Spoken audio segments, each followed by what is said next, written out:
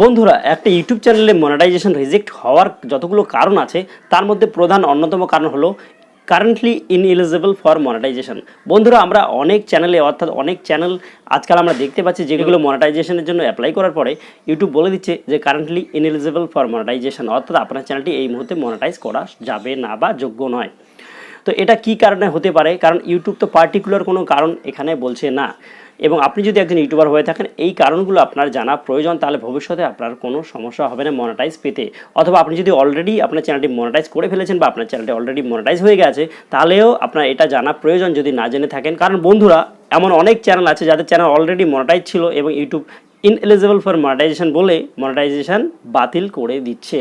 Hello বন্ধুরা, আপনারা দেখছেন টেক জগৎ বাংলা, আপনাদের সঙ্গে রয়েছে আমি মিন্টু। তবে মূল ভিডিওতে যাওয়ার আগে আপনার কাছে একটা রিকোয়েস্ট করবো, যদি চ্যানেল নতুন হয়ে থাকেন বা চ্যানেলটিকে এখনও পর্যন্ত সাবস্ক্রাইব করেনি প্লিজ চ্যানেলটিকে সাবস্ক্রাইব করুন। তো বন্ধুরা চলুন এবার মূল ভিডিওতে চলে যাব।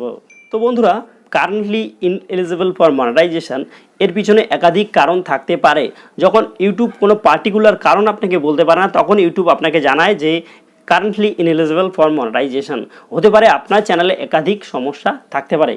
যেমন ধরুন আপনার চ্যানেলে যদি একাধিক ভিডিওতে কপিরাইট ক্লেম থাকে, অর্থাৎ আপনি যে ভিডিওগুলো মোস্ট পপুলার ভিডিও যেগুলো থেকে আপনি ওয়াচ টাইম পেয়েছেন, সাবস্ক্রাইবার পেয়েছেন, সেই ভিডিওতে যদি কপিরাইট ক্লেম থাকে এবং সেই ভিডিওতে যদি আপনি সেই ধরনের কোনো ভ্যালু প্রোভাইড না করে থাকেন, আপনার নিজস্ব ভ্যালু, তাহলে আপনার চ্যানেলটি ইনএলিজিবল ফর মনিটাইজেশন কারণে রিজেক্ট করে দিতে পারে আপনার মনিটাইজেশন অ্যাপ্লিকেশন। বন্ধুরা দ্বিতীয় যে কারণটা হতে পারে সেটা হচ্ছে কিছু চ্যানেল আমরা দেখি যেই চ্যানেলে যে ক্রিয়েটর আছে তার কোনো নিজস্ব কন্টেন্ট বা নিজস্ব কোনো কিছুই নেই।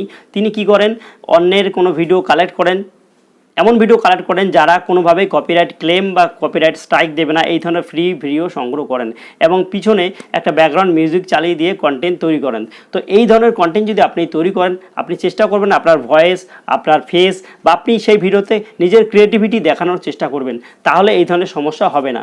নচেত আপনার ভিডিওতে বা আপনার চ্যানেলে এই ধরনের সমস্যার কারণে মনিটাইজেশন রিজেক্ট হয়ে যেতে পারে। বন্ধুরা তৃতীয় যে কারণটা সেটা হচ্ছে যদি আপনার চ্যানেলটি রোবোটিক মনে হয়, অর্থাৎ আপনি যে একজন মানুষ সেটা যদি মনে না হয় ইউটিউবের, তাহলেও সেটা বাতিল করে দিতে পারে। অর্থাৎ আপনার চ্যানেলে না আপনার কোথাও আপনার ফেস আছে, না কোথাও আপনার ভয়েস আছে, এবং সোশ্যাল মিডিয়ার লিঙ্ক না থাকার কারণেও আপনার চ্যানেলের মনিটাইজেশন রিজেক্ট হয়ে যেতে পারে। বন্ধুরা একটা ইউটিউব চ্যানেলের জন্য সোশ্যাল মিডিয়া লিঙ্ক করা খুবই গুরুত্বপূর্ণ, এবং আপনি যে সমস্ত সোশ্যাল মিডিয়া লিঙ্ক করছেন সেগুলো যাতে আপনার নিজস্ব হয় এবং আপনার সেই সোশ্যাল মিডিয়াতে যাতে আপনার ফটো এবং আপনি যে একজন মানুষ, আপনি যে একজন হিউম্যান, সেটা যাতে বুঝতে পারে ইউটিউব। এটা কিন্তু খুবই একটা গুরুত্বপূর্ণ বিষয়। তাই আপনি আপনার ইনস্টাগ্রাম, ফেসবুক বা আপনার অন্যান্য সোশ্যাল মিডিয়া হ্যান্ডেল আপনার ইউটিউব চ্যানেলের ডেসক্রিপশনে অর্থাৎ ভিডিও ডেসক্রিপশনে এবং অ্যাবাউট সেকশনেও এগুলোকে অ্যাড করবেন। তাই বন্ধুরা এই সমস্ত ব্যাপারে আপনাকে অবশ্যই খেয়াল রাখতে হবে। কন্টেন্ট আপনার নিজস্ব হতে হবে, আপনি যতটা পারবেন সেখানে কপিরাইট ক্লেম কম থাকবে ততটাই আপনার চ্যানেলের জন্য ভালো। সোশ্যাল মিডিয়াগুলো ঠিকঠাকভাবে লিঙ্ক করবেন এবং যেসব সোশ্যাল মিডিয়ার লিঙ্ক আপনি ইউটিউবের সঙ্গে করবেন সেসব সোশ্যাল মিডিয়ায় ইউটিউব ভিজিট করলে যাতে আপনার ফটো, আপনার ভিডিও দেখতে পায়, যাতে আপনার চ্যানেলটি বা আপনার যে সোশ্যাল মিডিয়াগুলো আছে সেগুলো রোবোটিক বা রোবট মনে না হয়, আপনি যে একজন মানুষ সেটা ইউটিউব বুঝতে পারে। বন্ধুরা এরপরে হয়তো আমাকে অনেকেই বলবেন যে আমি তো নিজের কন্টেন্ট দেই, আমি তো কারো কোনো মিউজিক বা কোনো ভিডিও ক্লিপ ইউজ করি না, তাহলে আমার কেন এই ধরনের সমস্যাটা এলো?